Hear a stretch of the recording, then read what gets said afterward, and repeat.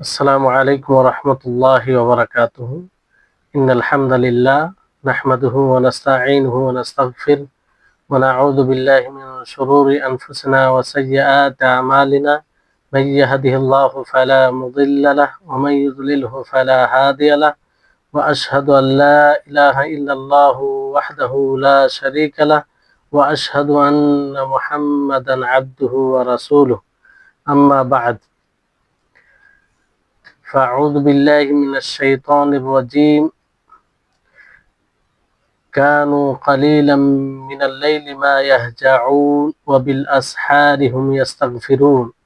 وقال تعالى: تتجافى جنوبهم عن المضاجع يدعون ربهم خوفا وطمعا ومما رزقناهم ينفقون فلا تعلم نفس ما أخفي لهم من قرة أعين جزاء بما كانوا يعملون. رب اشرح لي صدري ويسر لي أمري واحلل عقدة من لساني يفقهوا قولي رب زدني علما رب زدني علما। সম্মানিত আজকের ক্লাসে উপস্থিত সুপ্রিয় ভাই সকল ও সম্মানিতা বোন, প্রশংসা মাত্রই সেই মহান আল্লাহ পাক রব্বুল আলামিনের জন্য, যিনি আমাদেরকে সিয়ামরত অবস্থায় গুরুত্বপূর্ণ ক্লাসে উপস্থিত হওয়ার তৌফিক দিয়েছেন, আমাদের সকলকে সুস্থ রেখেছেন, আমাদের সকলের সৌভাগ্যে রমজান মাসকে রেখেছেন, রোজা রাখার তৌফিক দিয়েছেন। তারপর আমাদের সকলের প্রাণ প্রিয় নবী করিম মুহাম্মদ মুস্তাফা সাল্লাল্লাহু আলাইহি ওয়াসাল্লাম, ওনার উপর অসংখ্য শান্তির ধারা বর্ষিত হোক। আল্লাহুম্মা সাল্লি আলাইহি আল্লাহুম্মা বারিক আলাইহি। সম্মানিত উপস্থিতিগণ, আমরা পূর্বের ক্লাসে কিয়ামুল লাইল সম্পর্কে আলোচনা শুরু করেছিলাম। যেহেতু রমজান মাস ফিকহুস সিয়াম ক্লাস কোর্সের নাম রমজান মাসকে কেন্দ্র করে, আর এই রমজান মাসে বিশেষভাবে কিয়ামুল লাইল তারাবি এটি একটা মানুষের একটা গুরুত্বপূর্ণ বিষয় থাকে। তো এটা মনে হলো যে কিয়ামুল লাইল সম্পর্কে একটু বিস্তারিত আলোচনা হলে ভালো হবে। তার ফজিলত, সেটা পড়তে গেলে লাভ কি, যদিও দুই একটি ক্লাস এর জন্য বেশি হয়ে যায়। কারণ আমাদের উদ্দেশ্য হচ্ছে এটাই যে রমজান মাস কেন্দ্রিক যত বিষয় রয়েছে সেগুলো যেন আমাদের নিকটে সুস্পষ্ট হয়। যদিও এই কিয়ামুল লাইল শুধু রমজানের সাথে খাস নয়, তবে রমজান মাসের বিশেষ গুরুত্ব আছে, বিশেষ ফজিলত আছে, ফলে এটি নিয়ে আলোচনা আমরা করছি। আল্লাহ তাআলা যেন আমাদের সকলকে যতটা জানবো সেই অনুযায়ী আমল করার তৌফিক দান করেন। তো কিয়ামুল লাইল বেশ কয়েকটি ফজিলত আপনাদের সামনে বলা হয়েছিল। তার মধ্যে একটি হচ্ছে যে কিয়ামুল লাইল সেই সব উপায় সমূহের মধ্যে যে উপায়ের মাধ্যমে জাহান্নামের আযাব থেকে মুক্তি পাওয়া যায়, জাহান্নামের আযাব থেকে মুক্তি পাওয়া যায়। এই ব্যাপারে যেমন আব্দুল্লাহ ইবনে ওমর রাদিয়াল্লাহু তাআলা আনহুমার ঘটনা রয়েছে যে তিনি স্বপ্নে দেখেন যে তিনি দুই ফারিস্তাকে দেখেন, আর সেই দুই ফারিস্তা ওনাকে ধরে জাহান্নামের দিকে নিয়ে যান। আর সে বলতে লাগে, আউযু বিল্লাহি মিনান নার, যে আমি জাহান্নাম থেকে আল্লাহর আশ্রয় চাইছি। তখন আরেকটি ফারিস্তার সাথে উনার সাক্ষাৎ হয়। তিনি বলছেন, ফালাকিনা মালাকুন আখার, যে অন্য ফারিস্তার সাথে দেখা হয়। তো তিনি আমাকে বলেন, লাম তুরা, তোমার কোনো ক্ষতি হবে না, তোমার ভয়ের কোনো চিন্তার কোনো বিষয় নেই। ফাকাল রাসূলুল্লাহ সাল্লাল্লাহু আলাইহি ওয়াসাল্লাম বা'দা আন কুসসাত আলাইহি, এই ঘটনা যখন নবী সাল্লাল্লাহু আলাইহি ওয়াসাল্লামকে বলা হলো, তখন আল্লাহ নবী বলেন যে নি'মার রাজুলু আব্দুল্লাহ লাউ কানা ইউসাল্লি মিনাল লাইল, যে কতই ভালো মানুষ হবে আল্লাহর বান্দা কিংবা আব্দুল্লাহ যদি সে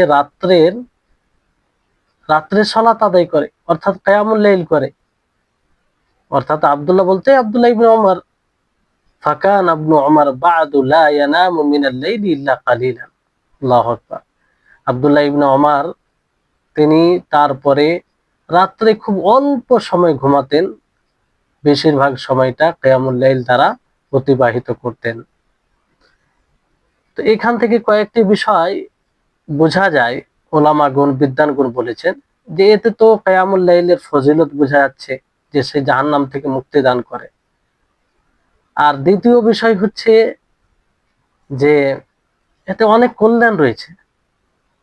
যে ব্যক্তি কিয়ামুল লাইল আদায় করবে, তাহাজ্জুদ সালাত আদায় করবে, তাকে সে জাহান্নাম থেকে মুক্তি পাবে। আর এই এই বিষয়টি যখন আব্দুল্লাহ ইবনে ওমর তিনি স্বপ্নে দেখেন, তিনার মানে স্বপ্নে দেখা মানে সুনিশ্চিত তিনি, তখন তিনি কিয়ামুল লাইল তারপরে আর ছাড়তেন না। তাহলে চিন্তা করুন যে এই কিয়ামুল লাইলের কত লাভ, উপকারিতা। আর সর্বোপরি বিষয় হচ্ছে এই হাদিস থেকে যেটা বোঝা যায় যে আল্লাহর রাসূল সাল্লাল্লাহু আলাইহি ওয়াসাল্লাম তিনি বলেন যে যে ব্যক্তি রাত্রের সালাত আদায় করবে, কিয়ামুল লাইল করবে, তাকে সে কত না ভালো মানুষ হবে এই গুণে গুণান্বিত করেছেন। নি'মার রাজুল, সে উত্তম মানুষ হবে। তাহলে আল্লাহ তাবারক ওয়া তাআলার রাসূলের ভাষায় কেউ যদি ভালো মানুষ হয়, তাহলে এটা কত সৌভাগ্যের বিষয় কিয়ামুল লাইল করে। তারপরে এই কিয়ামুল লাইল সালেহিনদের শিষ্টাচার, সালেহিনদের স্বভাব, তারপরে আল্লাহর মুমিন বান্দাদের এটা ধার্মিক বিষয়, মুত্তাকিনদের শেয়ার, এটি প্রতীক।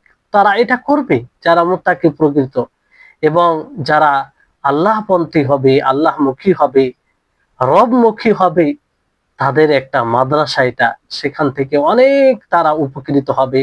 এবং মুমিনদের এই কিয়ামুল লাইল দুনিয়াতে জান্নাত, যে প্রশান্তি, আন্তরিক শান্তি, যে তৃপ্তি লাভ করে মুমিন এই দুনিয়াতে তাহাজ্জুদ, কিয়ামুল লাইল, তারাবি এগুলো পড়ে, এই জন্য এটাকে জান্নাতের সাথে মানে জান্নাত বলা হয়েছে মুমিনদের জন্য। কারণ তৃপ্তি পাবে, সে অনুভব করবে যে আমি আল্লাহর জন্য নিছক আল্লাহর উদ্দেশ্যে কিয়ামুল লাইল করলাম, যে যখন সকলে ঘুমিয়েছিল।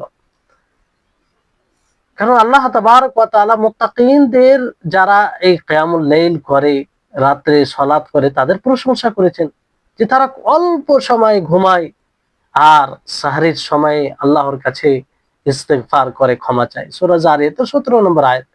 তারপরে আল্লাহ তাআলা সূরা সাজদার 16-17 নম্বর আয়াতে বলা হয়েছে, যেটা পূর্ব বলা হয়েছে, যে তাদের পার্শ্ব, তাদের বিছানা থেকে বিচ্ছিন্ন, তারা আল্লাহকে ভয় করে এবং তার প্রতি আশা রেখে আল্লাহকে ডাক দেয়, দোয়া করে, আর আল্লাহ তাআলা যা তাদেরকে দিয়েছেন তা থেকে তারা ব্যয় করে। তাদের না মানে কোনো নফস, কোনো প্রাণী জানে না যে তাদের জন্য কি ছুপিয়ে রাখা হয়েছে, এবং তাদের জন্য চক্ষু শীতল বিষয় কি ছুপিয়ে রাখা হয়েছে তারা জানে না। এটা মূলত তারা যা করেছে তার এটা কৃতকর্মের ফলাফল, জাযা। তারপর আল্লাহ তাআলা সূরা ফুরকানে 64 নম্বরে বলেন, ওয়াল্লাযীনা ইয়াবিতুনা লিরাব্বিহিম সুজদান ওয়া কিয়ামা। আল্লাহ তাআলা প্রকৃত বান্দাদের গুণ বর্ণনা করতে গিয়ে, তাদের বৈশিষ্ট্য বর্ণনা করতে গিয়ে বলেন যে তারা তাদের রবের জন্য সাজদারত অবস্থায় এবং দণ্ডায়মান অবস্থায় রাত্রি অতিবাহিত করে। তাহলে এই হচ্ছে মুত্তাকিনদের এটা শেয়ার, তাদের প্রতীক, তাদের এটা অভ্যাস, তাদের একটা শিষ্টাচার এটা। আর হাদিসে এসেছে এইভাবে যে আলাইকুম বিকিয়ামিল লাইল, যে তোমাদের উপরে কিয়ামুল লাইল, রাত্রি নামাজ জরুরি। ফাইন্নাহু দা'বুস সালিহিন ক্বাবলাকুম, কারণ তোমাদের পূর্বে সালেহিনদের এটা শিষ্টাচার ছিল, অভ্যাস ছিল, তারা এটা করতো। ওয়া হুয়া কুরবাতুন ইলা রাব্বিকুম, সেই সালাতুল লাইল, কিয়ামুল লাইল আল্লাহর নিকটে করে দেয়, তার দ্বারা আল্লাহর নৈকট্য লাভ করা হয়। ওয়া মাগফিরাতুন লিস-সাইয়্যাত, এবং যতগুলো পাপ রয়েছে, অন্যায় রয়েছে, সেগুলো মোচন হয়। ওয়া মানহাতুন আনিল ইসম, এবং গুনাহ থেকে বিরত রাখে। স্বাভাবিক একজন ব্যক্তি যে কিয়ামুল লাইল নিছক আল্লাহর উদ্দেশ্যে করবে, সে অনেক গুনাহ থেকে বিরত থাকবে। যে একাকে আল্লাহ তাআলাকে স্মরণ করতে পারে, সে প্রকাশ্য ভাবে তো আল্লাহ তাআলাকে স্মরণ করবে, এটা স্বাভাবিক। তারপরে কিয়ামুল লাইল কিয়ামুল লাইল এটা এটা একটা এত মানে ভালো বিষয়, ভালো, এটা একটা ইবাদত, যে ইবাদত যে এই ইবাদতের স্বাদ পেয়ে নিবে সে ঘুমের উপরে কিয়ামুল লাইলকে প্রাধান্য দেয়।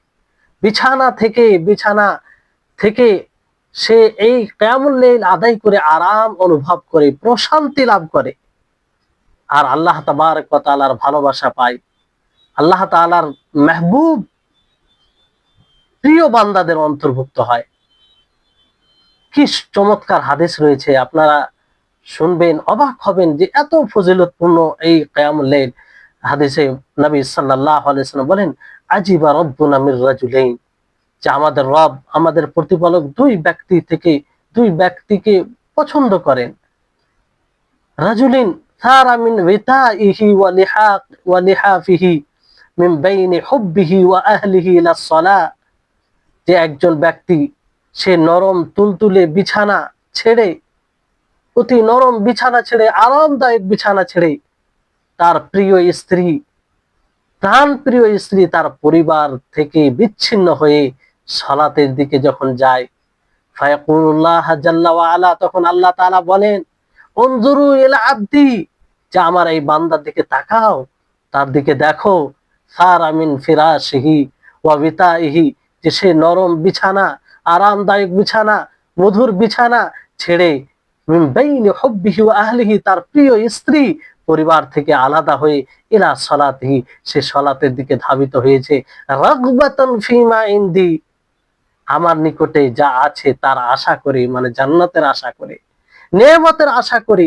আরামদায়ক জীবন পাওয়ার আশা করে, ওয়া শাফাকাতাম মিম্মা ইনদি, আর আমার নিকটে যা আছে সেটা ভয় করে, অর্থাৎ জাহান্নাম থেকে, শাস্তি থেকে, সেটা থেকে ভয় করে তারা কিয়ামুল লাইল এর দিকে ধাবিত হয়। তারপর আরেকজন ব্যক্তির কথা আল্লাহ নবী বলেন যে, ওয়ারাজুলিন গাজা ফি সাবিলিল্লাহ, যে এমন এক ব্যক্তি যে আল্লাহর পথে সংগ্রাম করে, ফানহাজামান নাস, মানুষ ফিরে যায়, ওয়া আলিমা মা আলাইহি ফিল ইনহিজামি ওয়া মা লাহু ফির রুজু, আর সে ব্যক্তি জানে যে ফিরে যাওয়াতে কি রয়েছে আর পিছিয়ে যাওয়াতে কি রয়েছে, তখন সে ফিরে আবার সে আসে এবং সেই যুদ্ধে লিপ্ত থাকে, এমনকি সে শহীদ হয়ে যায়। তখন আল্লাহ তাআলা ফারিস্তাগণকে বলে, উনজুরু ইলা আবদি, আমার এই বান্দার দিকে তাকাও, রাজান ফিমা ইনদি, সে ফিরে এলো আমার কাছে যা আছে তার আশা করে, অর্থাৎ জান্নাতের আশা করে, ওয়া শাফাকাতাম মিম্মা ইনদি হাত্তা উহরিকা দামহু, আর আমার নিকটে যা আছে সেটা ভয় করে, অর্থাৎ জাহান্নাম, আমার শাস্তিকে ভয় করে, এমনকি সে এইভাবে শহীদ হয়ে গেল, তার রক্ত প্রবাহিত হলো। ইবনে হিব্বানের রিওয়ায়াত, আবু দাউদের রিওয়ায়াত। তাহলে যথেষ্ট এত, মানে যে যে ব্যক্তি আল্লাহর জন্য নরম বিছানাকে ত্যাগ করে দেয়, প্রিয় স্ত্রীকে ত্যাগ করে দেয়, পরিবারকে ত্যাগ করে বিচ্ছিন্ন হয়ে সেই একাকী রাত্রে আল্লাহর সম্মুখে আল্লাহর সাথে কথোপকথন করে, আল্লাহর কাছে চায়, দোয়া করে, কিসের আশায়? সেই চিরস্থায়ী নেয়ামত জান্নাতের আশায়। এই জন্য আল্লাহ তাআলা তাদের ব্যাপারে বলেছেন, সূরা সাজদা 16-17 নম্বর আয়াত দেখবেন যে তাদের পার্শ্বদের বিছানা থেকে আলাদা হয়ে যায়, তারা আল্লাহকে ভয় করে, তার প্রতি আশা করে, তার কাছে দোয়া করে। এই যারা এই এই ইবাদত অভ্যস্ত, তাদের ব্যাপারে আল্লাহ তাআলা বলেছেন। তারপরে কারণ আল্লাহ তাবারক ওয়া তাআলা যেমন যেমন এই আমলটি গোপনীয় ভাবে করা হয়, আল্লাহ তাবারক ওয়া তাআলা কি দেখেন, বান্দাকে কিভাবে জাযা দেয়, তাকে কিভাবে উৎসাহ করে, উদ্বুদ্ধ করে। আল্লাহ তাবারক ওয়া তাআলা তার যেমন আমল গোপনীয় ভাবে হয়, অনুরূপ ভাবে তার জাযাও গোপন রেখেছে। আল্লাহ তাআলা বলেন, যেটা গোপনে কেউ জানে না, তার চক্ষু শীতল এরকম জাযা থাকবে, সেটা আল্লাহ তাবারক ওয়া তাআলা জানবে। তো এর জাযা আল্লাহ তাআলা তাদেরকে দিবেন। তারপরে বিষয়টি হচ্ছে যে এর অনেক ফজিলত রয়েছে। তারপরে এই কিয়ামুল লাইল, রাত্রের সালাত, এটা মুমিনদের শারাফ, মুমিনদের মর্যাদা এবং মানুষের সমুন্নত হওয়ার একটা অন্যতম কারণ। মানুষের অবস্থান বেড়ে যায়। যেমন একটি হাদিসে রয়েছে যে জিবরিল আলাইহিস সালাম নবী সাল্লাল্লাহু আলাইহি সাল্লামকে বলেন, ইয়া মুহাম্মদ, হে মুহাম্মদ, শারাফুল মুমিনি কিয়ামুল লাইল ওয়া ইজ্জুহু ইস্তিগনাউহু আনিন নাস, যে মুমিনদের শারাফ, মুমিনদের মর্যাদা, মুমিনদের সম্মান কিয়ামুল লাইল, আর তার ইজ্জত এটা ইস্তিগনাহু আনিন নাস, মানুষ মানুষ থেকে বিমুখী করা হয় তাকে, মানুষের মানে মুখী হয় না যারা কিয়ামুল লাইল করে। আত্মনির্ভরতা আসে, খুদদারি অর্থাৎ মানে আল্লাহর উপরে ভরসা, আস্থাশীল হয়, কারো জিনিসের উপরে আস্থাশীল হয় না যারা নিয়মিতভাবে কিয়ামুল লাইল আদায় করে। এই হাদিসটি আপনার রয়েছে হাকিমে, যদিও সূত্রে দুর্বলতা রয়েছে, ইমাম আলবানী এই হাদিসটিকে সহিহ বলেছেন। তারপরে কিয়ামুল লাইলে কোরআন তেলাওয়াত করা, এটি একটা গনিমা, যেমন যুদ্ধের ময়দানে পরিশ্রম ছাড়া গনিমত পাওয়া যায়। আর এটা একমাত্র এই গনিমত থেকে কারা গাফিল হয়? যারা উদাসীন। এই গনিমত থেকে বঞ্চিত তারাই হয় যারা উদাসীন, যারা গাফিল তারাই হয়। নবী করিম মুহাম্মদ সাল্লাল্লাহু আলাইহি ওয়াসাল্লাম হাদিসের মধ্যে বলেন যে মান কামা বিআশরি আয়াতিন লাম ইউকতাম মিনাল গাফিলিন ওয়া মান কামা বিমিয়াতি আয়াতিন কুতিবা মিনাল কানিতিন ওয়া মান কামা বিআলফি আয়াতিন কুতিবা মিনাল মুকান্তিরিন। যে ব্যক্তি রাত্রের সলাতে, তাহাজ্জুদের সলাতে, কিয়ামুল লাইলে 10টি আয়াত পাঠ করলো, 10টি আয়াত তেলাওয়াত করলো, তার ব্যাপারে লেখা হবে যে সে গাফিলিনদের মধ্যে নয়, উদাসীনদের মধ্যে নয়, আল্লাহকে ভুলে যায়নি এমন লোকদের মধ্যে নয়। আর যে ব্যক্তি 100টি আয়াত তেলাওয়াত করলো কিয়ামুল লাইলে, তার ব্যাপারে লেখা হবে যে সে কানিতিনের মধ্যে, আল্লাহর ভয়ভীত অবলম্বনকারীদের মধ্যে। আর যে ব্যক্তি 1000 আয়াত তেলাওয়াত করলো, তার ব্যাপারে লেখা হবে মুকান্তিরিন, সে মুকান্তিরিনের লিস্টে আসবে। তাহলে চিন্তা করুন যে আপনি যদি কিয়ামুল লাইলে 10টি আয়াত তেলাওয়াত করেন, তাহলে আপনি সেই তালিকায় আসবেন যে আপনি আল্লাহ তাআলাকে ভুলে যাননি, আপনি আল্লাহ তাআলা থেকে গাফিল হননি। এই ফজিলত, এর পরেও যদি এই ফজিলত থেকে কোনো ব্যক্তি বঞ্চিত থাকে, তাহলে তার জন্য দুর্ভাগ্যের বিষয় আর কি হতে পারে। 10টি আয়াত বেশিক্ষণ নয়, হ্যাঁ, মাঝে মধ্যে এই কিয়ামুল লাইলে এটা করা যায়। এই হাদিসটি আপনার আবু দাউদে রয়েছে, ইমাম আলবানী বিশুদ্ধ বলেছেন। মুকান্তিরিন বলতে যাকে মানে অঢেল নেকি দেওয়া হবে, অনেক নেকি দেওয়া হবে, অধিক যাকে দেওয়া হয়, সম্পত্তি দেওয়া হয়, তাকে মুকান্তিরিন। তো যে 1000 আয়াত এরকম পাঠ করবে, তাকে তাদের মধ্যে রাখা হবে। রাসূল সাল্লাল্লাহু আলাইহি সাল্লাম সাহাবীদেরকে বলছেন যে আইয়ুহিব্বু আহাদুকুম ইযা রাজা'a ইলা আহলিহি আন ইয়াজিদা ফীহি থালাথা খালিফাতিন ইযামিন সিমান, ক্বালু না'আম, ক্বালা ফাথালাথু আয়াতিন ইয়াকরা'ু বিহিন্না আহাদুকুম ফী সালাতিহি খায়রুল লাহু মিন থালাথি খালিফাতিন ইযামিন সিমান। আল্লাহর নবী সাহাবীদেরকে লক্ষ্য করে বলেন যে তোমাদের মধ্যে কেউ কি এটা চায় না, এটা পছন্দ করে না যে নিজের পরিবারে যখন ফিরে যাবে, সে ফিরে যাওয়া মাত্রই সে দেখবে, সে পাবে যে 3 গর্ভবতী বড় উট তার বাড়িতে রয়েছে। সাহাবায়ে কেরাম বললেন, জি হ্যাঁ, কে চাইবে না, এটা তো সকলেই চাইবে, কারণ এই 3 উট, এরকম গর্ভবতী উট, বড় উট, এর মূল্য অনেক, তো সকলেই চাইবে। তখন আল্লাহর নবী বললেন যে ফাসালাসু আয়াতিন ইয়াকরাউ বিহিন্না আহাদুকুম ফি সালাতিহি, যে তোমাদের মধ্যে কারো সালাতে 3টি আয়াত পাঠ করা, তেলাওয়াত করা, সেই 3টি গর্ভবতী বড় উট থেকে উত্তম। আল্লাহু আকবার। অল্প আমল, কিন্তু তার জাযা, প্রতিদান দেখেন। অর্থাৎ এটি সাদাকা করে, দান করে যতটা নেকির অধিকারী হবেন, আপনি ততটাই নেকির অধিকারী হবেন এই 3টি আয়াত পাঠ করে।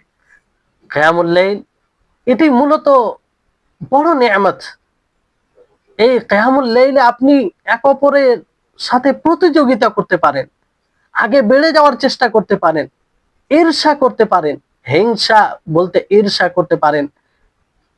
কারণ হাদিসে বিশেষভাবে এটা বলা হয়েছে লা হাসাদা ইল্লা ফিতনাতাইন, যে 2টি জিনিস ব্যতীত কোনো বিষয়ে হিংসা নেই। সেই 2টি জিনিস কি? রাজুলুন আতাহুল্লাহুল কুরআন ফাহুয়া ইয়াকুমু বিহি আনা আল-লাইলি ওয়া আনা আন-নাহার, এমন এক ব্যক্তি যাকে কোরআন দেওয়া হয়েছে, সে কোরআন সে রাত্রে দিনে তেলাওয়াত করে, কিয়াম করে, সে কোরআন দ্বারা সালাত আদায় করে। ওয়া রাজুলুন আতাহুল্লাহু মালান ফাহুয়া ইউনফিকুহু আনা আল-লাইলি ওয়া আনা আন-নাহার, আর এমন এক ব্যক্তি যাকে মাল দেওয়া হয়েছে, ধন সম্পত্তি দেওয়া হয়েছে, সেই রাত ও দিন সেটা খরচ করে। এই দুটি বিষয়ে আপনি ঈর্ষা করতে পারেন। হিংসা মানে, এখানে হিংসা বলতে ঈর্ষা, হিংসা ও ঈর্ষার মধ্যে পার্থক্য কি?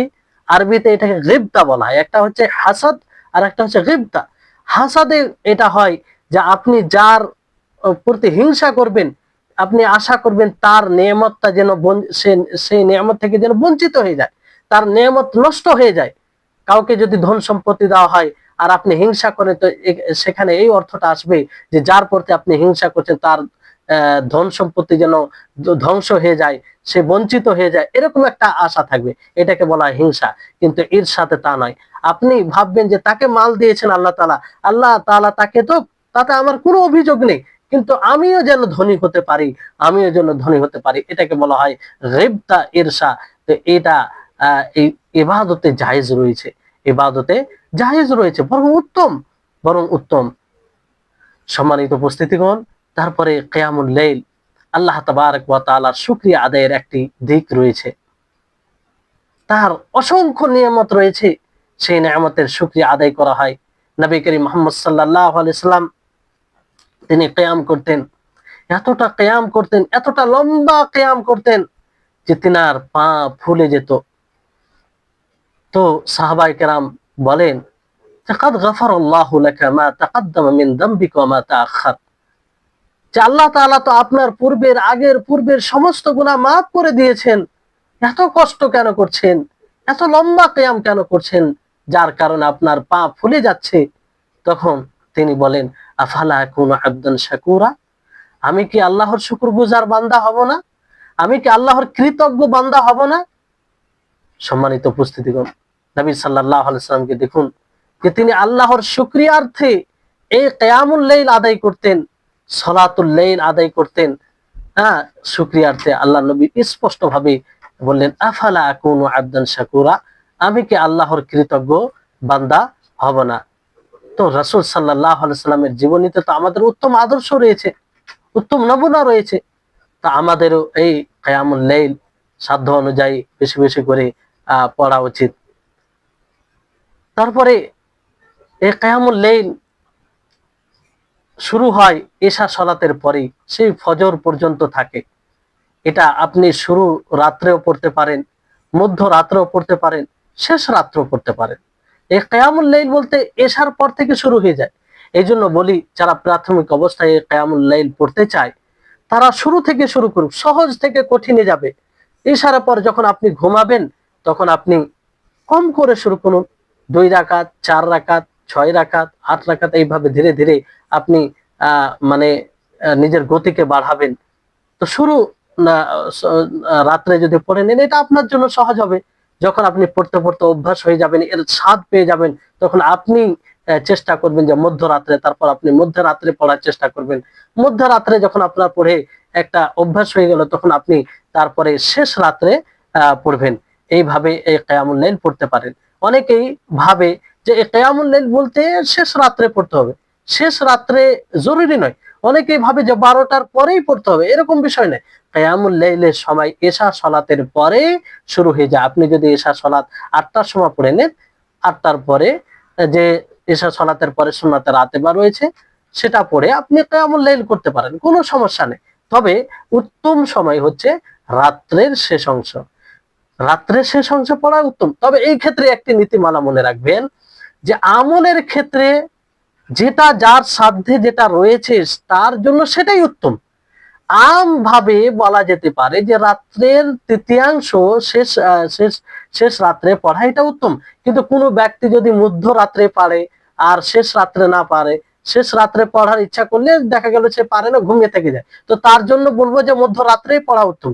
কোনো ব্যক্তি যদি মধ্যরাত্রে না পারে, শুরু রাত্রেই পড়তে পারে, আর মধ্যরাত্রে পড়ার ইচ্ছা করলে হয়তো ছুটে যায়, তাহলে তার জন্য বলবো যে শুরু রাত্রেই পড়া উত্তম। এটা প্রত্যেক ব্যক্তির ক্ষেত্রে। নবী করিম মুহাম্মদ সাল্লাল্লাহু আলাইহি ওয়াসাল্লাম আরেকটা হাদিসে বলেন যে আকরাবু মা ইয়াকুনু রাব্বু মিনাল আবদি ফি জাওফিল লাইলিল আখির, যে সবচেয়ে নিকটবর্তী রবের যে কাছের বান্দা হয়, যে মধ্যরাত্রে জেগে সালাত আদায় করে। ফাইন ইসতাতা'তা আন তাকুনা মিম্মা ইয়াযকুরুল্লাহা ফি তিলকা সাআতি ফাকুন, যদি তুমি সাধ্য রাখো, শক্তি রাখো, সক্ষমতা থাকে তোমার, তাহলে তাদের অন্তর্ভুক্ত হও যারা সেই সময়ে আল্লাহ তাআলাকে স্মরণ করে, আল্লাহ তাআলার জিকির করে, তাদের অন্তর্ভুক্ত হও, তাদের অন্তর্ভুক্ত। তা এরা কি হয়? আল্লাহর কাছের বান্দা হয়, আল্লাহর নিকটের বান্দা হয়। এই হাদিসটি সুনান তিরমিজিতে রয়েছে, আর বিশুদ্ধ হাদিস। তারপরে আরো হাদিসে রয়েছে যে আহাব্বুস সালাতি ইলাল্লাহ, যে আল্লাহর নিকটে সর্বোত্তম সালাত হচ্ছে, সর্বপ্রিয় সালাত হচ্ছে সালাত দাউদ আলাইহিস সালাম, দাউদ আলাইহিস সালামের সালাত। ওয়া আহাব্বুস সিয়ামি ইলাল্লাহ, আল্লাহর নিকটে সর্বোত্তম সর্বপ্রিয় সিয়াম, রোজা হচ্ছে সিয়াম ও দাউদ, দাউদ আলাইহিস সালামের সিয়াম। কারণ দাউদ আলাইহিস সালামের পদ্ধতি কি ছিল, কেন উত্তম বলা হয়েছে? দাউদ আলাইহিস সালাম অর্ধরাত্রি ঘুমাতেন, আর রাত্রির তৃতীয়াংশ তিনি কিয়াম করতেন।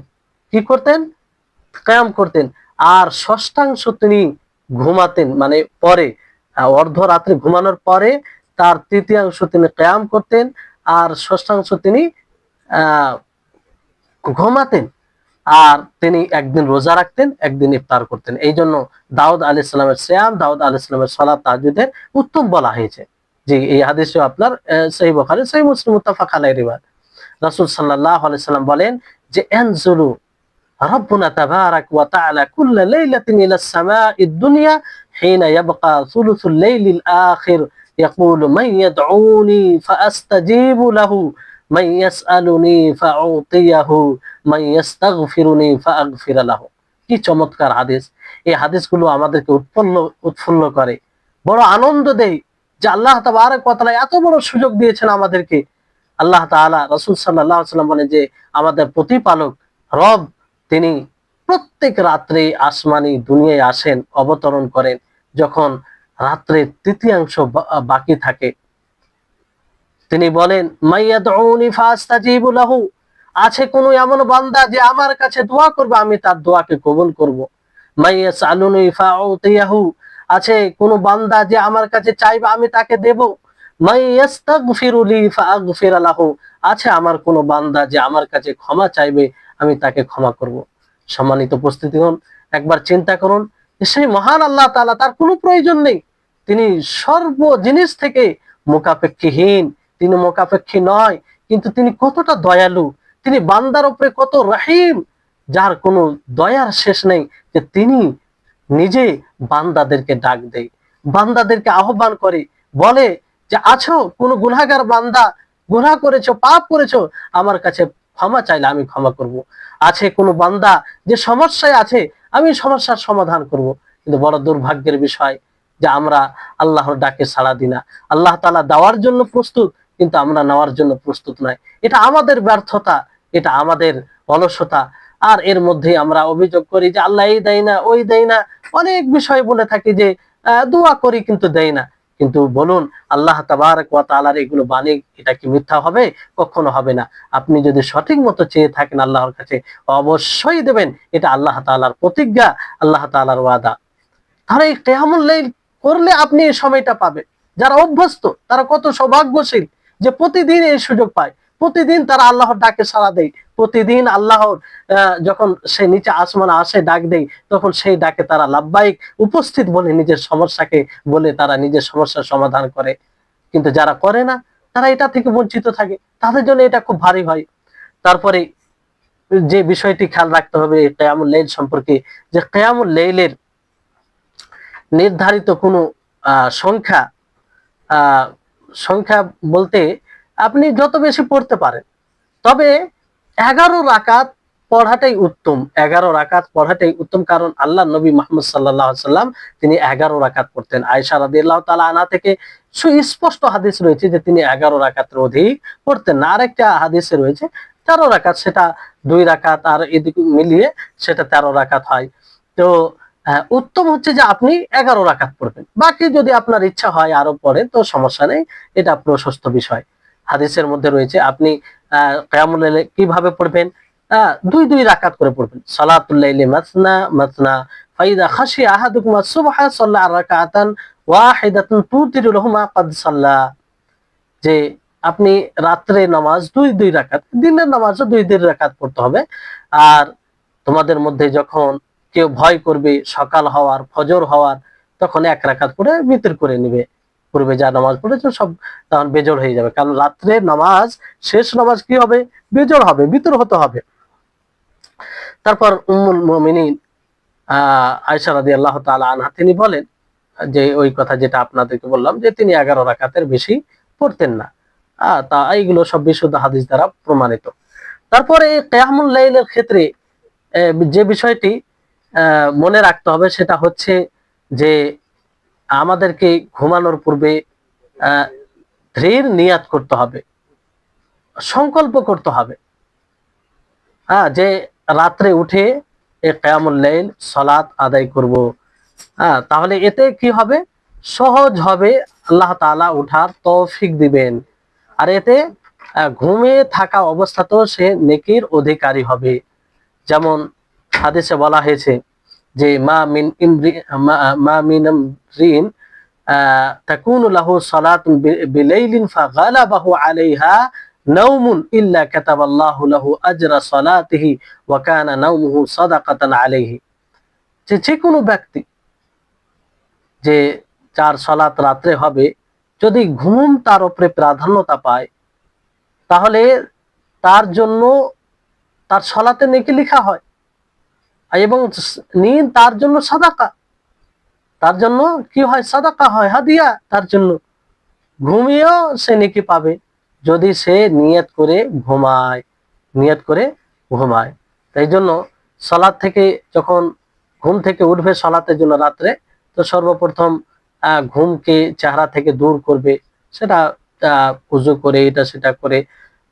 তারপরে জিকির আজকার করবে, ঘুম থেকে ওঠা যে জিকির রয়েছে সেগুলো পাঠ করবে, মিসওয়াক করবে, মিসওয়াক করবে, কিংবা মিসওয়াক এটাই বেশি উত্তম। কলগেট ব্রাশ থাকলে সেটা, না থাকলে সেটা করবে, এতে ঘুম পুরোপুরি ভাবে চলে যাবে। আল্লাহ নবী মিসওয়াক করতেন। তারপরে সূরা আল ইমরানের শেষ যে 10 আয়াত আছে, ইন্না ফি খালকিস সামাওয়াতি ওয়াল আরদি ওয়া ইখতিলাফিল লাইলি ওয়ান নাহারি লাআয়াতিল লিউলিল আলবাব, শেষ আয়াত পর্যন্ত, মানে 10 আয়াত পাঠ করবে। তারপরে সর্বপ্রথম 2 রাকাত হালকা করে পড়বে, 2 রাকাত হালকা করে পড়বে। তারপরে 2 রাকাত করে পড়বে, আর শেষ করবে ভিতর সালাত পড়ে। ভিতরে সর্বশেষ নামাজ হবে, সর্বশেষ নামাজ হবে। তারপরে এই কিয়ামুল লাইল লম্বা কিয়াম করবে, লম্বা কিয়াম করবে। তারপরে ওই লম্বা কিয়ামের সাথে সাজদা, তারপরে রুকু, এগুলো লম্বা হবে সেই অনুযায়ী। হাদিসে এভাবে এসেছে যে আফজালুস সালাতে তুলুল কুনুত, যে সালাত, সর্বোত্তম সালাত হচ্ছে যে লম্বা কিয়াম করা। এখানে কুনুত বলতে কিয়াম, সেই মুসলিমের হাদিস। লম্বা, যত আপনি লম্বা করবেন ততই এটা উত্তম হবে। তারপরে এটা বিষয় হচ্ছে যে যেমনটা আপনি সাধ্য রাখবেন, শক্তি রাখবেন, আপনার হিম্মত, আপনার ফুর্তি অনুযায়ী এটা করবেন। কারণ আপনি যখন ইবাদত করবেন আপনি এর স্বাদ পাবেন, আপনি ওই অনুযায়ী এটাকে বৃদ্ধি করবেন। শাইখুল ইসলাম ইবনে তাইমিয়া রাহিমাহুল্লাহ তিনি এটাই তিনি যাই হোক বলেছেন, তিনি বলেছেন যে সালাত লম্বা, কিয়াম, রুকু, সাজদা সব করতে হবে। তারপরে এখানে যে বিষয়টি, যে এই বিষয়ে মানে যেটা সঠিক মত, এটা মনে রাখবেন যে আপনি আপনার হিম্মা অনুযায়ী যতটা আপনি ফুর্তি রাখেন সেই অনুযায়ী লম্বা কিয়াম করবেন, রুকু করবেন, সাজদা করবেন। জি, তাহলে এটা মানে আপনার উপরে ডিপেন্ড করে, যত লম্বা করতে পারবেন তত ভালো। তারপরে কিয়ামুল লাইলে কোরআন তেলাওয়াত যে করবেন নামাজে, কোরআনকে সুস্থভাবে পড়বেন, একদম তার তিলের সাথে শুদ্ধভাবে, যাতে আপনি একটু বুঝতে পারেন কি উচ্চারণ হচ্ছে, এটা বোঝা যায়। আর বড় দুর্ভাগ্যের বিষয়, মানে আজমি এলাকায়, দেশে, অনারব দেশে তো কোরআনের অর্থ বুঝতে পারে না। আলেম ওলামা যারা হয়তো ভালো করে ভালো করে পড়াশোনা করেছে তারা বুঝতে পারে, ফলে তারা যেন বুঝতে পারে এমন ভাবে পড়বে, তার অর্থ একটু চিন্তা ভাবনা মানে করতে পারে, করা একটু সুযোগ থাকে। তাজবিদ সহ পড়বে, যেখানে দাঁড়ানোর সেখানে দাঁড়াবে, যেখানে শুরু করার সেখানে শুরু করবে, আর খুব সুন্দর কণ্ঠে, খুব সুন্দর আওয়াজে পড়ার চেষ্টা করবে। আর খুব উঁচু কণ্ঠ হবে না, খুব নিম্ন কণ্ঠ হবে না, মধ্যম কণ্ঠে পড়বে। কারণ খুব উঁচু কণ্ঠে সেটা হয়তো ধারাবাহিক শুনতে গিয়ে অনেক সময় এটা মানে হয়ে যায়, অতটা মানে মধ্যম আওয়াজে থাকলে সেই সময় যতটা ভালো লাগে সেই সময় অতটা লাগে না, ভালো লাগে না। ভালো লাগে না বলতে মানে মানুষ একটু আহ মানে বেশি ভালো লাগে এতে, মানে মধ্যম আওয়াজে পড়তে গেলে। তো এইভাবে সুন্দরভাবে পড়বে, এমন ভাবে পড়বে সুন্দর করে যে মানুষ আয়াতগুলো শুনে ভয়ে ভীত হবে, চক্ষু থেকে অশ্রু বের হবে, আর শোনার জন্য কর্ণ পুরো প্রস্তুত থাকবে, শুনবে, এরকম বিষয় থাকবে। যখনই কোনো আয়াত এমন আয়াত অতিক্রম করবে যে যে আয়াতে হয়তো তাসবির ব্যাপার রয়েছে, তো সেখানে আল্লাহর পবিত্রতা বর্ণনা করবে। কোনো রহমতের আয়াত যদি অতিক্রম করে, তাহলে সেখানে যদি দাঁড়ায় ইমাম, তাহলে আল্লাহর কাছে অনুগ্রহ সেই রহমত চাইবে। আর কোনো যদি আশ্রয় চাওয়ার আয়াত, আযাব থেকে, আযাবের কথা, আযাবের আয়াত অতিক্রম করে, তাহলে সেখানে আল্লাহর আশ্রয় চাইবে সেই আযাব থেকে। জি, তো এইভাবে করবে। তারপরে এই কিয়ামুল লাইলে কেউ যদি মুসহাফ দেখে কোরআন পড়ে, দেখে দেখে কোরআন পড়ে, তো সমস্যা নেই, পড়তে পারে, সমস্যা নেই, পড়তে পারে। তবে যদি মুখস্থ পড়ে এটা বেশি উত্তম। কারো যদি মুখস্থ না থাকে, আর এমন ভাবে পড়বে যাতে বেশি সলাৎ থেকে অমনোযোগী না হয়ে যায়, তাহলে কোরআন দেখে পড়তে গিয়ে অন্যদিকে ধ্যান বেশি চলে যাচ্ছে, এরকমটা না হয়। তারপরে মুস্তাহাব উত্তম হচ্ছে যে কিয়ামুল লাইল করবে সে নিজের স্ত্রীকে, স্বামী নিজের স্ত্রীকে, স্ত্রী নিজের স্বামীকে জাগাবে, জাগাবে। এটার অনেক বড় ফজিলত রয়েছে। আর যারা এটা কাজ করে তারা আল্লাহর নবীর দোয়া পায়। বলুন, চিন্তা করুন যে আল্লাহর নবীর দোয়া পাওয়া মানে এটা কত সৌভাগ্যের বিষয়, কত বড় সৌভাগ্যের বিষয়। যে হাদিসে আল্লাহ নবী বলেন, রাহিমাল্লাহু রাজুলান কামা মিনাল লাইল ফাসাল্লা থুম্মা আইকাযা ইমরাআতাহু ফাসাল্লাত ফাইন আবাত নাজাহা ফি ওয়াজহিহা আলমা। যে আল্লাহ তাআলা ওই বান্দার উপরে রহম করুন, দয়া করুন, যে রাত্রে কিয়াম করে, সে নামাজ আদায় করে, তারপর নিজের স্ত্রীকে উঠায়, সেও নামাজ পড়ে। যদি সেই স্ত্রী উঠা থেকে অস্বীকার করে, না উঠে, তার চেহারায়, তার মুখমণ্ডলে পানির ছিটা দেয়।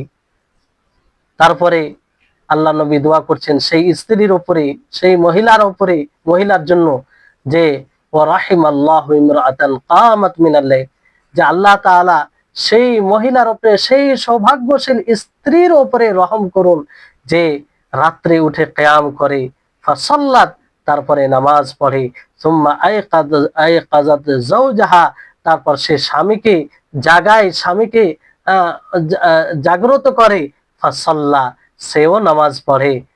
ফাইন আবা, যদি স্বামী না উঠে, নাজাহাত ফি ওয়াজহিহি আলমা, তো তার চেহারায়, মুখমণ্ডলে পানির ছিটা দেয়। তো উভয়ের জন্য নবী করিম মুহাম্মদ সাল্লাল্লাহু আলাইহি সাল্লামের রহমতের দোয়া দিয়েছেন। তাহলে এই আমলটি করতে পারি না? অবশ্যই করতে পারেন। এটা করতে গেলে এটা তো আল্লাহর কাছে প্রতিদান। আল্লাহর নবী তাদের জন্য দোয়া করেছেন, কিন্তু দুনিয়াতে এর লাভ আছে, এক প্রকারের ভালোবাসা। হ্যাঁ, তারপরে যে একটা দাম্পত্য জীবন সুখী হবে, এতে কোনো সন্দেহ নেই। দাম্পত্য জীবনে বারাকা আসবে, এতে কোনো সন্দেহ নেই, এসব যদি আমল একজন স্বামী স্ত্রীর মধ্যে থাকে। তারপরে হাদিসে নবী করিম, এই হাদিসটি যেটি বললাম, আবু দাউদে রয়েছে, নাসাইতে, ইবনে মাজাতে রয়েছে, আর বিশুদ্ধ হাদিস। তারপর আরেকটি হাদিসে রয়েছে যে মানিস্তাইকাযা মিনাল লাইল ওয়া আইকাযা ইমরাআতাহু ফাসাল্লায়া রাকাআতাইনি জামিআ কুতিবা মিনাজ যাকিরিন আল্লাহ কাসীরাও ওয়াজ যাকিরাত, যে ব্যক্তি রাত্রে উঠলো আর নিজের স্ত্রীকে জাগালো এবং উভয়ে 2 রাকাত নামাজ পড়লো, তো তাদের দুইজনের ব্যাপারে লেখা হয় যে তারা আল্লাহকে অধিক অনুসরণকারী, আল্লাহর অধিক অনুসরণকারী। আল্লাহু আকবার, সেই তালিকায় তাদের নাম লেখা হয়। এই হাদিসটিও আবু দাউদে বিশুদ্ধ হাদিস। তারপরে উম্মুল মুমিনিন আয়েশা রাদিয়াল্লাহু তাআলা আনহা থেকে বর্ণিত, তিনি বলেন যে রাসূল সাল্লাল্লাহু আলাইহি সাল্লাম রাতে সালাত আদায় করতেন, যখন তিনি বিতর পড়তেন বলতেন কুমি ফাউতিরি ইয়া আয়েশা, যে হে আয়েশা তুমি উঠো এবং কি করো, তুমি বিতর পড়ো। এভাবে আল্লাহ নবী উঠাতেন। তো আল্লাহ নবীর এটা পদ্ধতি ছিল, নিজে পড়তেন, অন্যদেরকে পরিবারকে জাগাতেন। এটি সহিহ বুখারী সহিহ মুসলিমের হাদিস, মুত্তাফাক আলাইহি রিওয়ায়াত। তারপর আপনি কিয়ামুল লাইল রমজান ছাড়া জামাতও পড়তে পারেন, মাঝে মধ্যে পড়তে পারেন। যেমন আল্লাহ নবী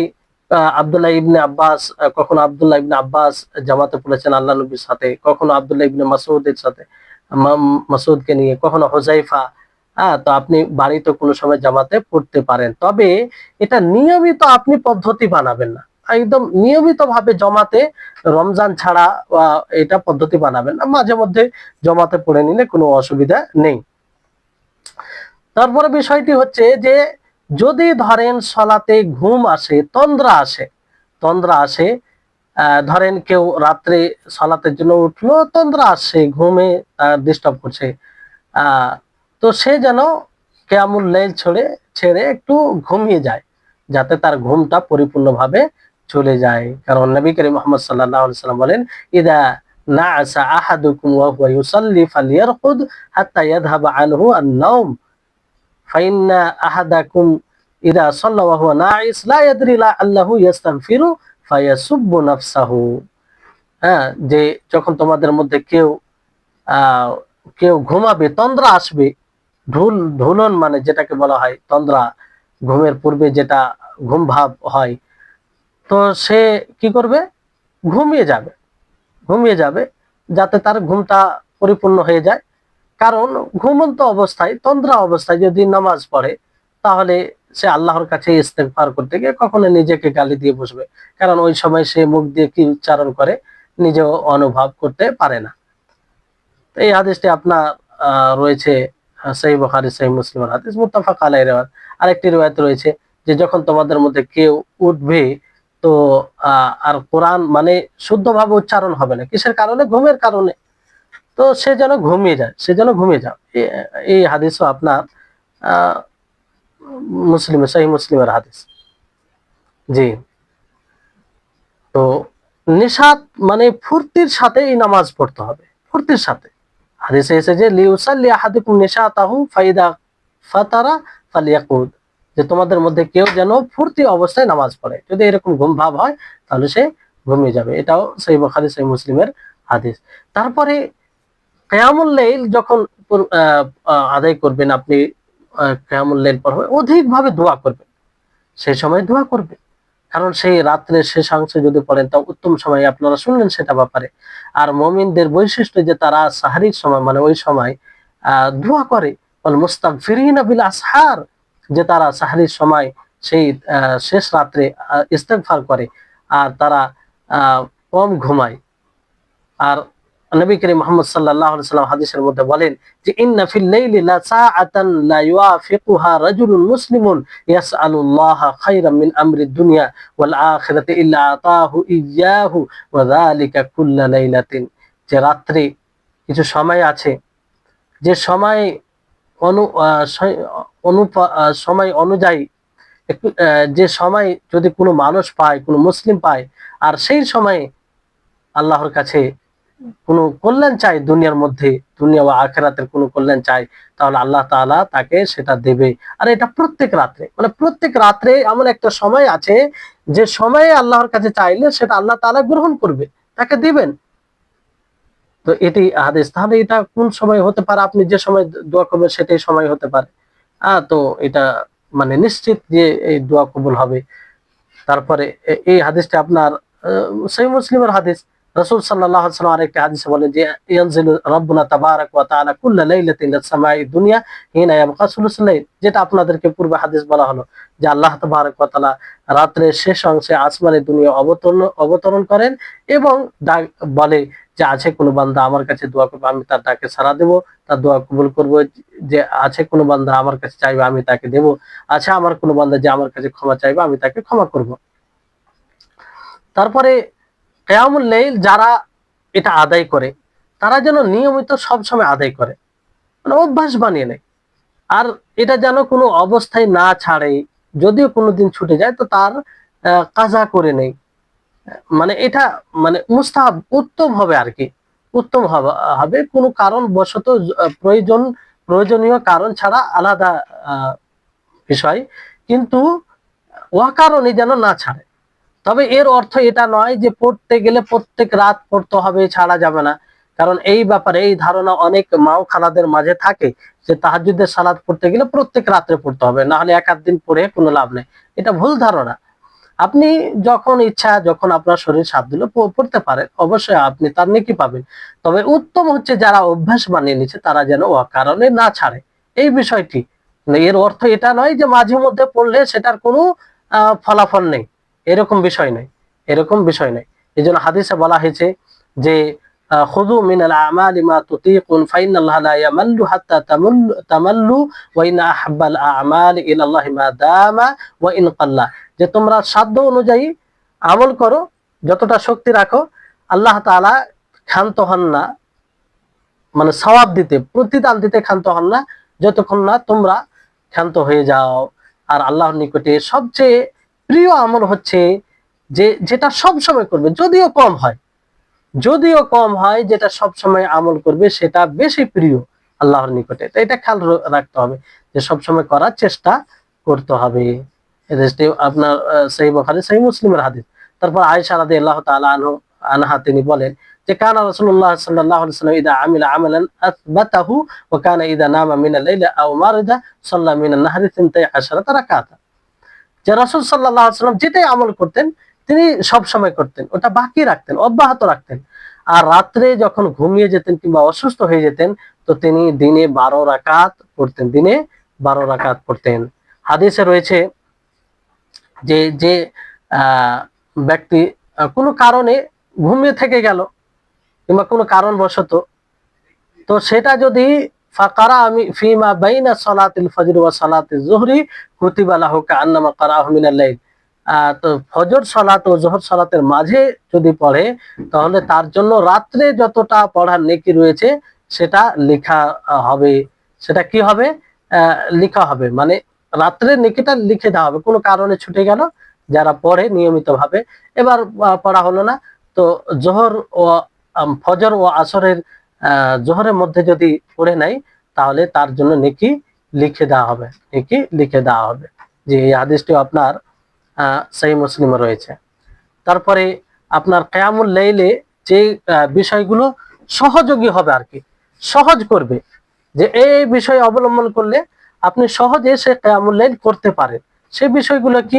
এক নম্বর হচ্ছে যে আপনি নিয়ত করবেন, মজবুত ভাবে নিয়ত করবেন, ধীর সংখ্যক করবেন, আর সততা থাকবে, আপনার নিয়তে সততা থাকবে। আর আপনি তাড়াতাড়ি ঘুমিয়ে যাবেন এমনটা নয়, গল্প করছেন এশা সালাতের পরে, তারপরে অনর্থক সময় নষ্ট করছেন, দিয়ে 11টা 12টার দিকে ঘুমাচ্ছেন, তো এটা সম্ভব নয়। আপনাকে এশা সালাতের পরে দ্রুত ঘুমিয়ে যেতে হবে। তারপরে কম খেতে হবে, বেশি খাওয়া দাওয়া করলে ঘুম বেশি আসে আর অলস করে দেয়, মানে কম খেতে হবে।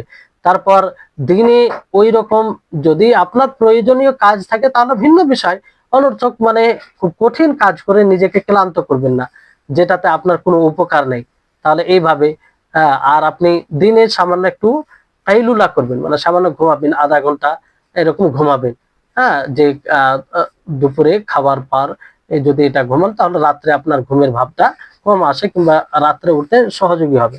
তারপরে ঘুমের যেগুলো আদব রয়েছে সেগুলো খেয়াল রাখবেন। ঘুমের আদব বলতে কি? আপনি ঘুমাবেন পবিত্রতা অর্জন করে, উজু করে, আর যেগুলো আজকার রয়েছে, জিকির রয়েছে, ঘুমের দোয়া রয়েছে, সূরা মুলক, আয়াতুল কুরসি, তারপরে 33 বার সুবহানাল্লাহ, 33 বার আলহামদুলিল্লাহ, 33 বার আল্লাহু আকবার, তারপরে আরো কিছু দোয়া রয়েছে যেগুলো, সেগুলো নিয়মিত পড়বেন। আর এতে আপনার ইবাদত হবে আর আপনি সহজে খুব ভালোভাবে উঠতে পারবেন। তারপরে এই যে কিয়ামুল লাইলের যে ফজিলত আছে, সেই ফজিলতটুকু আপনি মানে আহ উপস্থিত রাখবেন যে কিয়ামুল লাইল করলে এর লাভ কি, এর প্রতিদান কি, এর মানে আখেরাতে এবং ইহকালে ও পরকালে লাভ কি। তাহলে আপনি মানে সচেতন থাকবেন, উঠতে পারবেন সহজে। আর এটা মনে করবেন যে শয়তান আপনাকে সবসময় এটা থেকে বাধা দিবে, ফলে আপনি যদি শয়তানের শত্রুতা করতে চান, তার তত্ত্বাবধানে না থাকতে চান, তাহলে আপনাকে উঠতে হবে, এরকম বিষয়টি স্মরণে রাখবেন।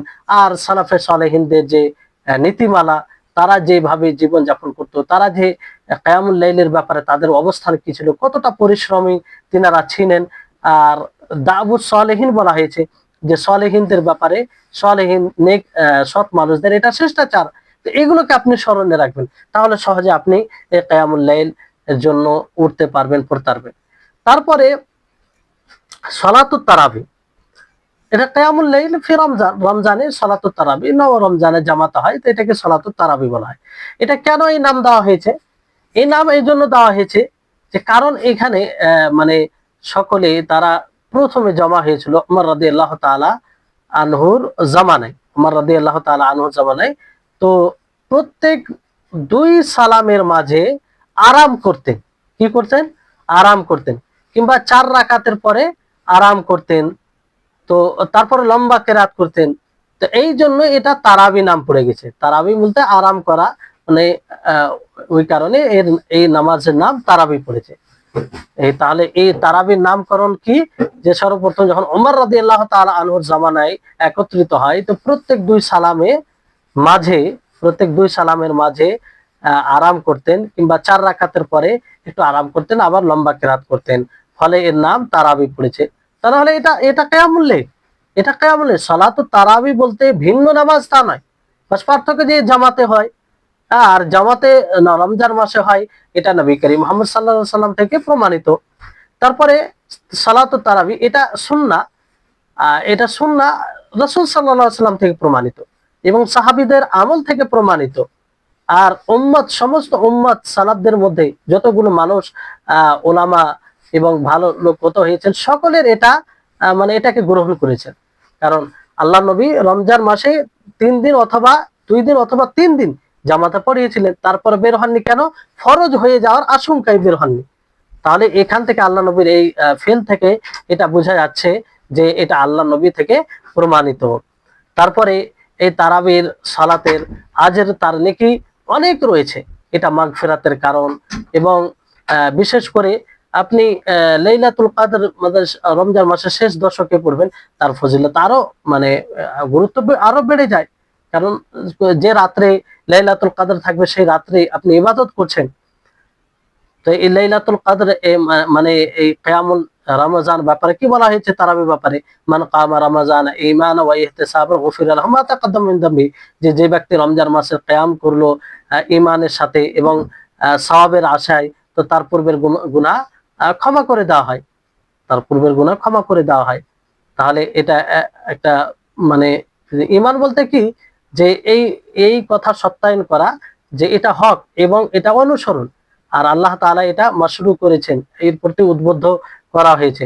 আর ইহতিসাব বলতে যে আল্লাহ তাআলা যে প্রতিদানের কথা বলেছেন, হাদিসে যে প্রতিদানের কথা, সেটা পাওয়ার আশায় তার দিকে ধাবিত হয়ে, আগ্রহী হয়ে, মানে এটাকে বোঝা মনে করে নয়, আর এই মুখলিস হয়ে আমল করা, মুখলিস হয়ে আমল করা।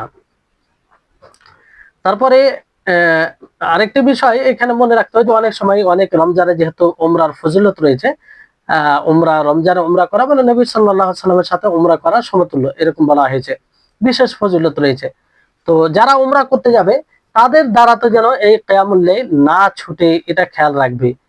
কিয়ামুল লাইল না ছুটে, কারণ উমরা করতে যাবে সেখানে তো আরো ফজিলত বেড়ে যায়। কারণ হাদিসে কি আছে যে সালাতুন ফি মসজিদি হাদা আফজালু মিন আলফি সালাতিন ফিমা সিওয়া, যে আমার এই মসজিদে নামাজ 1000 মাসের চেয়ে উত্তম, অর্থাৎ মসজিদ নববীতে, ইল্লাল মসজিদুল হারাম, মানে মসজিদ হারামে কত, ও সালাতু ফিল মসজিদুল হারাম আফজালু মিন মিয়াতি আলফি সালাত, মানে 100,000 1 লাখ নামাজের চেয়ে উত্তম মসজিদ হারামে। তো সেখানে গিয়ে যেন অলসতা না করে, বরং এই তারাবি নামাজ নিয়মিত ভাবে পড়ে, কারণ এর ফজিলত আরো বেড়ে যায়। এটা সৌভাগ্যের বিষয়, সকলেই পায় না। তো আপনাকে আল্লাহ তাআলা শক্তি দিয়েছে, যদি যান তাহলে সেখানে গিয়ে এটা মানে না ছাড়ার চেষ্টা করতে হবে। তারপরে হাফিজ ইবনে রাজাব রাহিমাহুল্লাহ তিনি বলেন যে মুমিন রমজান মাসে 2 জিহাদকে একত্রিত করে, 2 জিহাদকে। একটা হচ্ছে মানে নফসের সাথে যে জিহাদ হয়, দুটি জিহাদ হয়। একটা হচ্ছে দিনে জিহাদ সিয়াম করার মাধ্যমে, সিয়াম সাধনার মাধ্যমে, আর একটা হচ্ছে রাত্রে জিহাদ কিয়ামুল লাইলের মাধ্যমে। তো 2 জিহাদ একত্রিত যদি হয়ে যায় আর তার উপরে ধৈর্য অবলম্বন করে, তো আল্লাহ তাআলা তাকে মানে তার হিসাব বেহিসাব আল্লাহ তাআলা তাকে দিবেন, এতটা আজরে দিবেন। বুঝতে পারলেন যে 2 সবর যেহেতু একত্রিত হয়ে যাচ্ছে, 2 জেহাদ। তারপরে বিষয়টি হচ্ছে যে কিয়ামুল লাইল এটা মহিলাদের জন্য বাড়িতেই পড়া উত্তম, তবে মসজিদে যদি ব্যবস্থা থাকে স্বামীর অনুমতি নিয়ে যেতে পারে, সমস্যা নেই, যেতে পারে, পড়তে পারে, কোনো সমস্যা নেই। তারা যদি যায় তাদেরকে বাধা দেওয়া যাবে না, কারণ আল্লাহ নবী বাধা দিতে নিষেধ করেছেন। সার্বিক ক্ষেত্রে মহিলাদের নামাজ বাড়িতে উত্তম, বাড়িতে উত্তম। তারপরে কোনো মহিলারা যদি কোনো বাড়িতে একত্রিত হয়ে জামাত করে নামাজ পড়তে চায়, তারাবি, তাহলে করতে পারে, কোনো সমস্যা নেই। তবে শর্ত যেগুলো আছে, যেন তাদের আওয়াজ কণ্ঠস্বর বাইরে না যায়, পর্দায় তারা পড়ে, আর বেশি বিশৃঙ্খলা মানে ফিতনার কারণ না হয়, এটা খেয়াল রাখতে হবে। আর তারা মানে জামাত করবে, এই ক্ষেত্রে জামাতের নিয়ম হচ্ছে যে তারা একই সফে, ইমাম আলাদা ভাবে যেমন পুরুষরা দাঁড়ায় সামনে কাতারে, ওইরকম নয়, এক কাতারেই সোজা তাদের সামনে বরাবর হয়ে দাঁড়াবে, মধ্যে দাঁড়াবে, বরাবর হয়ে দাঁড়াবে। আর মানে এইভাবে তারা সালাত আদায় করবে। আর তাদের আওয়াজ যেন কোনো গায়র মুহরিম, গায়র মাহরাম কোনো পুরুষ না শুনে। তারপরে তারাবি 11 রাকাতের উপরে যথেষ্ট করাটাই উত্তম, যথেষ্ট করাটাই উত্তম, বরং এটাই সুন্নাহ, এটাই কি সুন্নাহ। হ্যাঁ, যদি অতিরিক্ত পড়ে তো সমস্যা নেই, বিষয় প্রশস্ত বিষয়। কিন্তু কেউ যদি বলে যে না, নবী সাল্লাল্লাহু আলাইহি ওয়াসাল্লাম বেশি পড়েছে, তাহলে এটা ভুল হবে। কেউ অতিরিক্ত ভাবে পড়তে গেলে পড়তে পারে, কারণ রাত্রে সালাতকে 2 রাকাত করে অধিক পড়তেই থাকে, কোনো সমস্যা নেই। তবে 11 রাকাত এটা উত্তম। তারপরে আপনার তারাবির নামাজ যে খুব দ্রুত পড়ে, এটা ঠিক নয়, বড় হাস্যকর বিষয় সামনে আসে। আল্লাহ তাদের হেদায়েত দান করুন। তারাবির নামাজকে খেলতামাশা বানিয়ে রেখেছে। মানে এর যে এতটা ফজিলত, এত বড় প্রতিদান রয়েছে, সেটা তারা মনে রাখে না। এমন ভাবে সালাত আদায় করে যে মনে হয় পাহাড় সমতুল্য বোঝা হয়ে দাঁড়ায়। কেমন ভাবে এই বোঝা তাদের মাথা থেকে নামবে, এরকম মানে তারা এত দ্রুত তারাবি আদায় করে। এটা একদম ঠিক নয়, এটা একদম ঠিক নয়। তারাবি নামাজ এটা ইবাদত, আপনি ইবাদতকে সুন্দরভাবে পালন করবেন, স্থিরতার সাথে, রুকু সুজুদ সবকিছু ঠিক হবে। এমন একদম স্পিডে সালাত আদায় করে যেটা হাস্যকর, ইবাদতের সাথে হাসি উপহাস করা হয়। মহিলারাও অনেক ক্ষেত্রে তারা জামাত করে পড়ে, সেখানে এত দ্রুত পড়ে, কিংবা নামাজে মহিলাদের ভিতরে এমন এমন কিছু মানে কিছু মহিলা রয়েছে যারা নামাজে কথা বলে, নামাজে হাসে, এরকম অনেক মানে ঘটনা শোনা যায়, এরকম অনেক বিষয় আছে। এগুলো হাস্যকর বিষয়, বড় দুঃখজনক। মানে এটা কি কোনো মুসলিমদের আচরণ হতে পারে যে রমজান মাসে তারাবি আর তারাবির নামাজে এই আচরণ? যে তারাবির এত গুরুত্ব দেওয়া হয়েছে, আর সেই তারাবির সাথে এই আচরণ, যে নামাজ পড়তে এসে হাসি, আর এদিক ওদিক নানা রকম কথা বলা, সেটার প্রতি গুরুত্ব না দেওয়া, দ্রুত আদায় করে নেওয়া। আর একটু কেউ যদি তাড়াহুড়া মানে লম্বা করে, তাকে নানা রকম কথা শোনানো। অনুরূপ ভাবে পুরুষদের মধ্যে রয়েছে যে ইমাম যদি একটু লম্বা করে দেয়, তাহলে বড় ঝড় তার উপরে নেমে যায়। কি এগুলো, মানে এর তো পাবলিক বাধ্য করবে যে আপনি লম্বা করুন, এটা হওয়া উচিত ছিল। কিন্তু না, যে একটু লম্বা হয়ে গেলে তো তখন নানা রকম কথা, নানা রকম মন্তব্য ইমামকে তার সম্মুখীন হতে হয়। তো এইগুলো একটা অনুচিত কাজ। তারা এই রমজান মাসের ফজিলতকে তারা বোঝেনি। তো এই হচ্ছে বিষয়। তারপরে খেয়াল রাখবেন যে তারাবি যখন ইমামের সাথে পড়বেন, শেষ পর্যন্ত ইমামের সাথে থাকবেন, শেষ পর্যন্ত। কারণ হাদিসে রয়েছে, মান কামা মাআল ইমাম হাত্তা ইয়ানসারিফা কুতিবা লাহু কিয়ামুল লাইলাতিন। যে ব্যক্তি ইমামের সাথে নামাজ পড়লো, সে ইমামের সাথে সাথে নামাজ শেষ করলো, তাহলে তার জন্য পুরো রাত্রের কিয়ামের নেকি লেখা হয়। ইমাম বলতে আপনার মহিলারা যদি আপোষে সেখানে ইমাম বানিয়ে নামাজ পড়ে, তাদের ক্ষেত্রেও এটা। হ্যাঁ, আর মানে এখানে বিষয়টা হচ্ছে যে ধরেন কোন কোন জায়গায় একাধিক ইমাম থাকে, মানে ৮ রাকাত তারাবি ৩ রাকাত ভিতর হয়, তো একাধিক ইমাম থাকে, ২ রাকাত করে পড়ায় কিংবা ৪ রাকাত করে পড়ায়। তো এরকম বিষয়ে কি করবে? তো এরকম বিষয় করা যায়, এটা কোনো সমস্যা নেই, করা যায়, কোনো সমস্যা নেই। আর ওইখানে সেই ইমাম একটাই ইমামের জায়গা, মানে একটাই ইমাম মনে করা হবে। তো ওই জায়গায় আপনি ভিতরে পড়ে বের হলে এই নেকির অন্তর্ভুক্ত হবেন, আপনি নেকির অন্তর্ভুক্ত হবেন। আর প্রত্যেক ২ রাকাতে দোয়ায়ে সানা পড়তে হবে, দোয়ায়ে সানা পড়তে হবে প্রত্যেক ২ রাকাতে। যখন শুরু আল্লাহু আকবার, দোয়ায়ে সানা পড়বেন। তারপর আপনি কি করবেন? সূরাতুল ফাতিহা পড়বেন। এরকমটা নয় যে প্রথমে শুরুতে দোয়ায়ে সানা পড়বেন তারপরে পড়বেন, পড়বেন না, এরকম বিষয় নেই। তবে ভিতরের ক্ষেত্রে মনে রাখবেন যে ৩ রাকাত ভিতরে যদি ২ সালামে হয়, তাহলে লাস্টে যে ১ রাকাত পড়বেন সেখানে দোয়ায়ে সানা পড়তে হবে না, দোয়ায়ে সানা পড়তে হবে না। জি, তো এই হচ্ছে বিষয়। তারপরে মুসহাফ দেখে পড়তে পারেন, আর একাধিক ইমাম হলে কোনো সমস্যা নেই। তারপরে আরেকটি বিষয়, যে ইমামের সাথে ভিতর পড়ে নেবেন, এটাও আপনারা শুনলেন।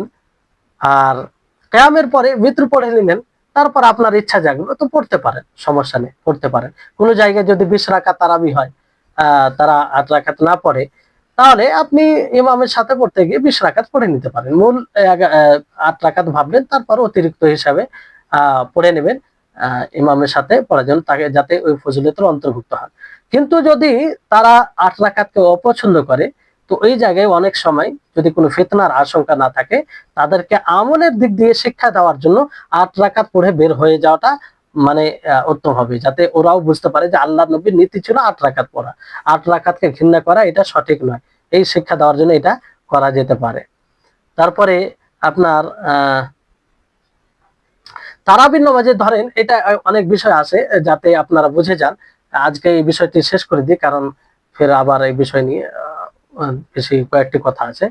যে তারাবি ধরেন কারো মানে এশার সালাত ছুটে গেছে, তারাবি আরম্ভ হয়ে গেছে, তো এই তারাবি পিছনে এশার নিয়ত করে পড়তে পারে, কোনো সমস্যা নেই। ২ রাকাত পড়ে নেবে, তা এশার নিয়ত করে বাকি ২ রাকাত সে নিজে পূর্ণ করবে। তারপরে বাকি নামাজগুলো ইমামের পিছনে পড়বে, সমস্যা নেই। তারপরে তারাবির নামাজ মূল জামাত যদি ছুটে যায়, বাকি পরে যারা আছে তারা যদি জামাত করে পড়ে, কোনো সমস্যা নেই। আর তাওয়াফ অবস্থায় যদি তারাবি শুরু হয়, তাহলে তাওয়াফকে বন্ধ করবে না, তাওয়াফ করতে থাকবে। কারণ তারাবি এটা সুন্নাহ, এটা নফল। আর তাওয়াফ এটা মানে তাওয়াফ এটা যদি তাওয়াফ হয়, তাহলে তাওয়াফ অব্যাহত রাখবে, নফলের জন্য তাওয়াফকে বন্ধ রাখবে না। তবে ফরজ সালাত যদি আরম্ভ হয়, তাহলে তাওয়াফ বন্ধ রাখবে ওখান থেকে, তারপরে নামাজ পড়ে আবার ওখান থেকে শুরু করবে। জি, তারপরে ভিতরে কুনুত পড়া, ভিতরে কুনুত পড়া, ইমাম মামুম সকলে হাত তুলে এই কুনুত পড়তে পারে। জি, এতে কোনো অসুবিধা নেই। তারপরে তারাবি, তো এই হচ্ছে বিষয়। ঈদের সালাতে রাত্রে, মানে ঈদের রাত্রে কোনো তারাবি হবে না, ঈদের রাত্রে কোনো তারাবি হবে না। জি, আর কেউ যদি ঈদের রাত্রিকে বিশেষ করে এটা লক্ষ্য করে কিয়াম করে, তাহলে এটা সঠিক আমল হবে না, সঠিক আমল হবে না। তো এই হচ্ছে কয়েকটি কথা, আশা করি আপনাদের জন্য এটি উপকৃত হয়েছে। আর আপনারা শুনবেন, অন্যদেরকেও শোনানোর সুযোগ দিবেন, কারণ এই বিষয়ে অনেকের ধারণা নেই। আর এতগুলো ফজিলত যদি মানুষ জানে, আশা করি যারাই শুনবে, যারাই জানবে, কমসে কম আগ্রহ একটা থাকবে এবং পড়ার চেষ্টা করবে। আল্লাহ তাআলা যেন আমাদের সকলকে জানার সাথে আমল করার তৌফিক দান করেন। আর আমরা যেন ইবাদতকে নিজের কষ্টের উপরে প্রাধান্য দিতে পারি। এর তৌফিক যেন আল্লাহ তাআলা আমাদের সকলকে দেন। রমজান মাস যেন পুরো মাসটাই ইবাদতে কাটাতে পারি, অনর্থক অহেতুক বিষয় থেকে যেন আমরা বেঁচে বেঁচে থাকতে পারি। ওয়া আখির দাওয়ানা আলহামদুলিল্লাহি রাব্বিল আলামিন। আসসালামু আলাইকুম ওয়া রাহমাতুল্লাহি ওয়া বারাকাতুহু।